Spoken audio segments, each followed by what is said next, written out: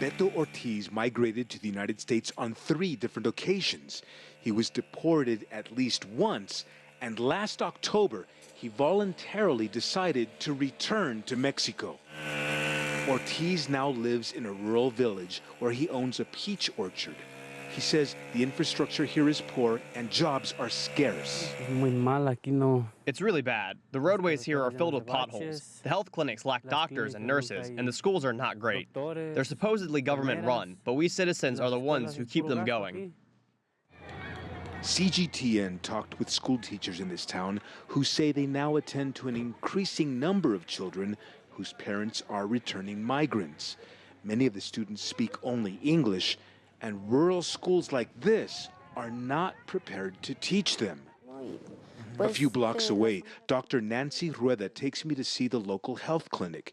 She's been working here for nearly 5 months. Dr. Rueda says she sees more than 30 patients a day. 60% of them are former migrants. Most have no medical insurance to pay for checkups.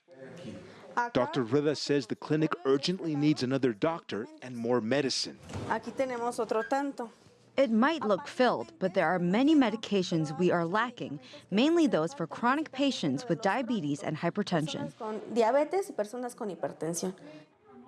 With more former migrants returning to Mexico, the same problems, including a lack of good-paying jobs, are being repeated throughout the country.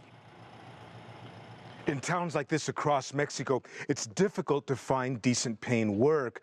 But in his case, it's remittances from migrants in the United States that pay his salary. The incoming Trump administration plans to deport even more migrants, and immigration professor Norma Baca says Mexico is not prepared for them. Mexico is not ready at all. We have not begun to even visualize or orient ourselves to this new phase, this forthcoming scenario of international migration. Returning migrants like Beto Ortiz, who have some land or business, can at least struggle to make a go of it. But experts say hundreds of thousands of other migrants will probably not be as fortunate. Franc Contreras, CGTN, Las Vueltas, Mexico.